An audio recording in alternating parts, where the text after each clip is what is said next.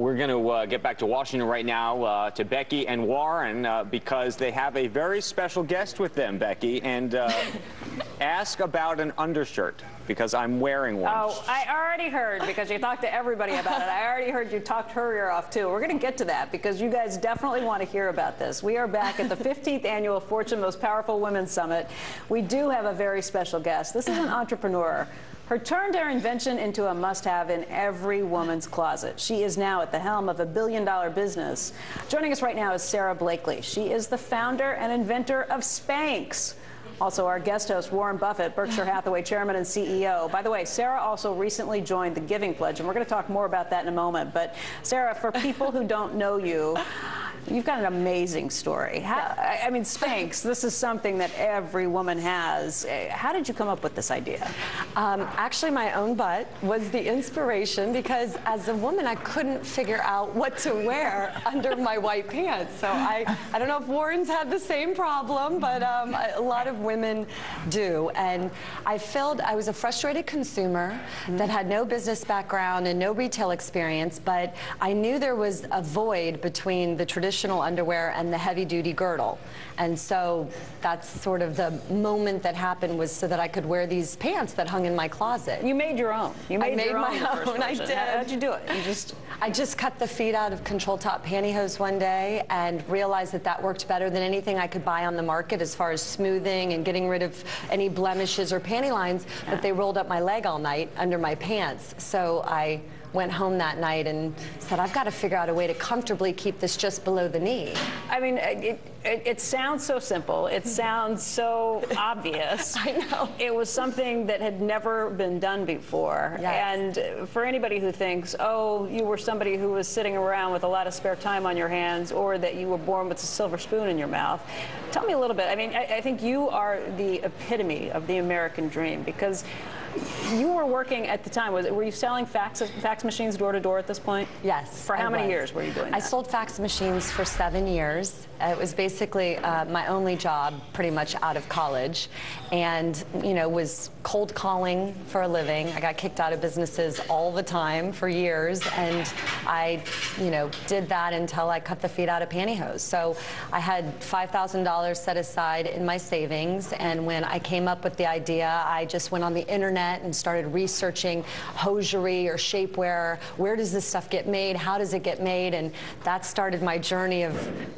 SPANX. I found out that most of it was made in North Carolina, so lucky for me, it was close enough to where I was living. I could drive there on weekends and take vacation days and go during the week. But this wasn't an easy thing, and I think your background as someone selling fax machines door to door really helped. You heard no a lot. I heard no a lot, and someone who grew up wanting to be a lawyer, but basically bombed the LSAT twice, and then ended up at Disney World, and I tried out to be goofy, but you have to be 5'8", and I'm only 5'6", so they wanted me to be a chipmunk. I mean, I was not on a very good trajectory.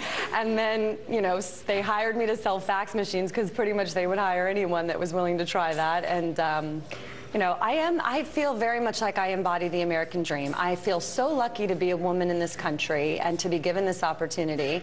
And I have all these pinch me moments because not long ago I was selling fax machines, and now I'm sitting here with you and next to Warren Buffett. It's like, how did this happen to me, Warren, you talked about Fred Smith earlier and his creation of FedEx.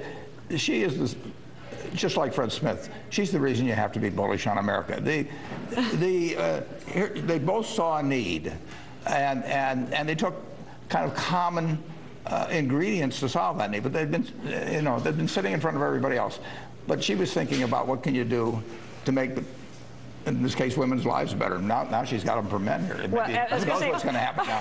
What are you holding in your hand? I am holding a gift which promises to transform my whole public persona. I may go change while we're doing this, and you'll see a new Warren. Andrew, this is your obsession. This is what we are holding. He's holding right now one of those undershirts that you were talking about. So I'm wearing one of yours, Sara. I shouldn't take my shirt off, but I'm wearing one of I'm wearing one of her undershirts. I thought you had SPANX on. Oh, so it's not no, she makes. You don't have the pants on. I don't have the pants on. Okay, no. because your butt looked. Thank you. Awesome. She makes men's undershirts now.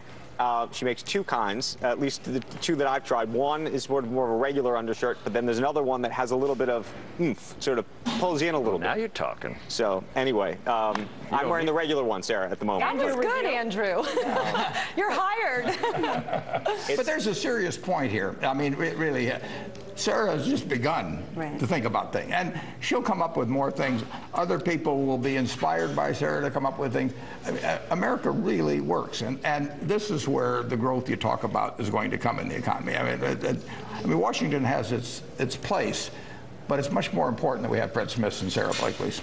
You know, Sarah, you came up with a great idea. You had an enormous amount of gumption, and you did your own research. You had $5,000, but getting from there to here was still a pretty impossible task. I mean, you went out and did this by yourself. What'd you do next?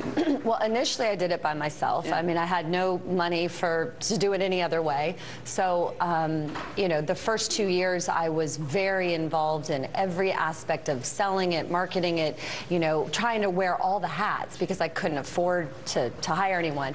And then I always say that when I could afford to hire my weaknesses or the things I didn't enjoy as much, which are usually the same thing, I did. And I hired a fabulous CEO, and she's been with me for 11 years. And so that was a very critical moment for SPANX to recognize, okay, this is where these are my gifts for the company, and here I need to find someone who can really manage the day-to-day and the operations, and we've been a good team. That takes a lot of self-awareness and confidence, too, though, to say, I'm the creator, the founder, the inventor, I built this up, and yet there are some things I can't do.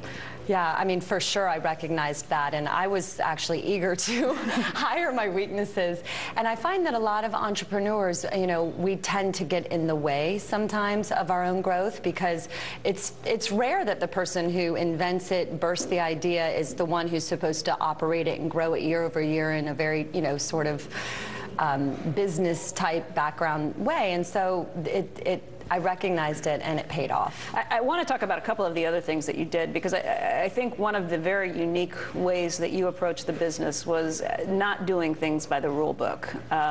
Yes. By going directly to some of these factories in North Carolina, by some of the, how did you, first of all, did you know there was a book you were supposed to be following? No, and that was my greatest gift, actually.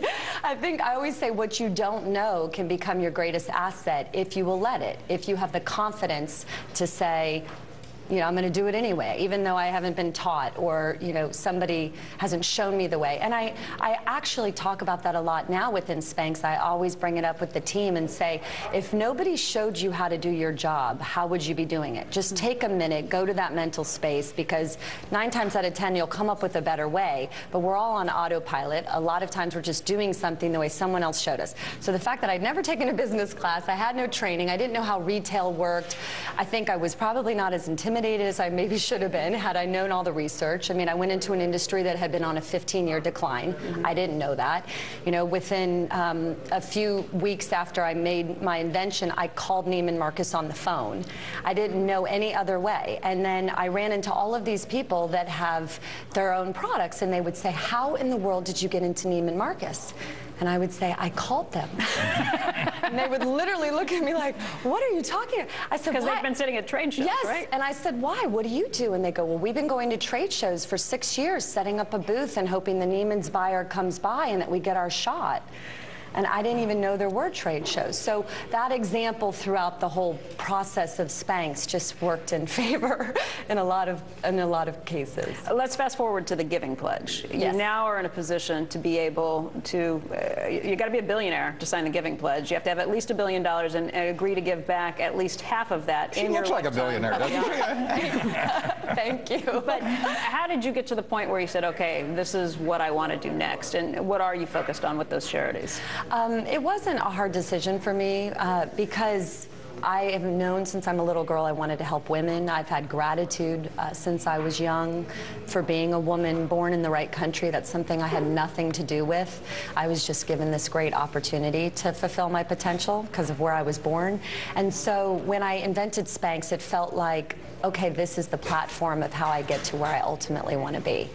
And when I got the call from Bill Gates, and he explained to me what the Giving Pledge was and asked if, you know, I would meet with him and some other potential joiners, as soon as I heard about it, I just thought this is exactly the right thing to do. Women need help. I am so excited I have the opportunity to do it. Right. I was making $40,000 a year not long ago, so certainly giving away half of what I have now, I can live off of, and you know, and be very comfortable. So I'm fortunate to Warren Buffett and Bill and Melinda for even thinking of this concept, because philanthropy happens so many times in silos where people are really trying to make a huge difference. But to bring all these thought leaders in one room that have made their money in very different ways to sit and brainstorm or discuss this topic is amazing for the world. I know we have to go, but I do want to point out one other thing. I've shown your videos to our girls because I think you're an incredible example of never giving up and never letting failure overcome you. You told me at one point about something your dad used to say to you every day that challenged you. What was that? Yes, growing up, my dad actually encouraged my brother and me to fail. And so we would come home and sit at the dinner table, and my dad would say, Sarah, what have you failed at this week? And if I didn't have an answer, he would be disappointed. And I can vividly remember saying, Dad, I tried out for this and I was horrible. And he would high-five me and say, way to go. And the gift he was giving me, I wasn't aware at the time, was that for me, failure is not trying versus the outcome. So it's really allowed me to be much freer in trying things and spreading my wings in life. And with amazing results. Sarah, we want to thank you so much for joining us. Joe, you have something you want to jump into? I was thinking, if you were still trying to sell fax machine, does anyone, I mean, that would be, I'm just so happy you're not trying to do that anymore. Has one been sold this year? Do you know? We still have fax machines. I know, but you don't really need them. And then the other thing I was thinking, all right, you started this whole thing. First thing you said was your butt. I mean, you were so quick to talk about, I mean, SPANX to me sounds, I mean, did you know that word was going to be kind of Austin Powers? You got it from a comedy? You got it from SPANX. You got it from a comedy club, right? From a comedian or something, right? No, I actually got it. I just dreamed it up while I was sitting in traffic in Atlanta. But you know, people spank butts. It all fits in, right? I mean, that's where you are spanked. You are spanked on your butt. You are a quick study. You're putting it all together. But you did have some comedy training. Yes, and it is. I did stand-up comedy just as another spreading my wings and being willing to fail. And I experimented with that, and you know, so I met a lot of people in the industry. And I think a lot of my writing, I did comedic writing for several years, helped in all my marketing. But I knew I invented something in a really boring category. I mean, who cared? Shapewear, nobody talks about it, nobody thinks about it. But you knew. And by naming it something that people wanted to laugh about and talk about, it became newsworthy. Yeah, you knew. And people are still laughing about it. Right, that's a good name. Dave, are you going to kill me if I ask? If I ask one more question, can I get away with it, Dave? I'm waiting to see if I...